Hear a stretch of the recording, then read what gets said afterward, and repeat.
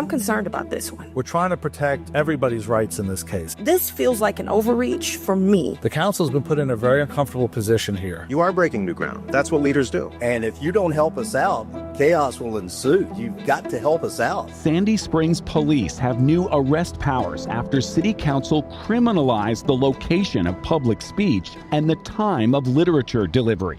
A neo-Nazi group littered my neighborhood's lawns, including my own, with hate-filled leaflets seeking to sow fear in the Jewish community. Former TV reporter Mike Pachenik spoke out against the measures, even though his family received anti-Semitic flyers at their Sandy Springs home. Why not just charge somebody or write them a ticket for littering? Why paint with a broad brush and preclude legitimate media outlets from delivering their newspapers overnight?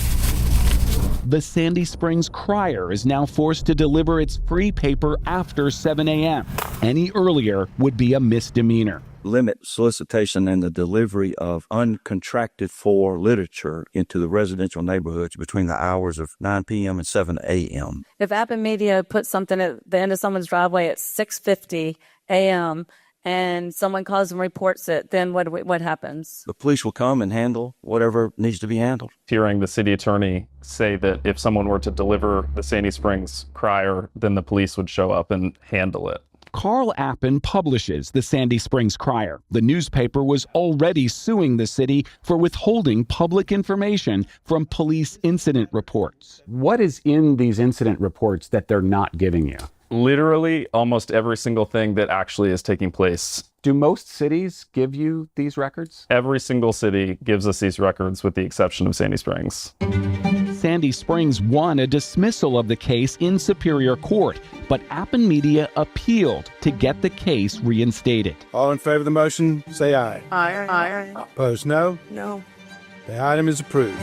They voted on this case a week and a half after the appellate court ruled in our favor. This is now the law in Sandy Springs. If Appen Media were to deliver their papers at 6 a.m., they're breaking that law. And if the neo-Nazis now want to deliver their hateful content to my front yard at 7 o'clock in the morning or 8 o'clock in the morning, they can do it. After limiting freedom of the press, Sandy Springs outlawed public speech within a certain distance of a non-consenting listener. It establishes this 8-foot buffer zone. If two people are in a common area where they have a right to be, and one doesn't want to talk to the other doesn't have a right to be closer than 8 feet to them, espousing whatever the other person doesn't want to hear. Your rights end at basically your neighbor's nose.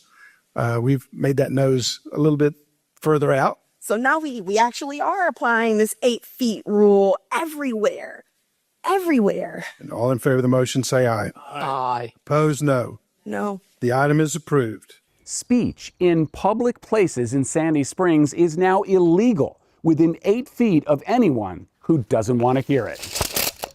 It was an Israeli event, and we had two individuals that had the Arab headdress on with two Palestinian flags that walked into the crowd.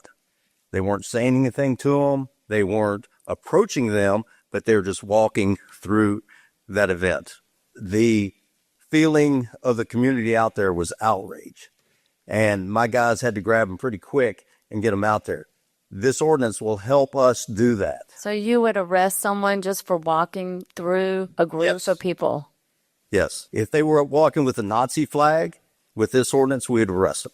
Palestinian flag, we would arrest them. What this means is I, as a journalist, approaching someone on a public sidewalk in Sandy Springs, if I just want to ask them a question, if they say no and I ask them one more question, I'm committing a crime. Correct. And it doesn't matter who that other party is. It could be a city council person, heading to their car after a big vote. If you do not leave, then you are in violation of the law. The front page of the next edition of the paper read, "Sandy Springs restricts forms of speech."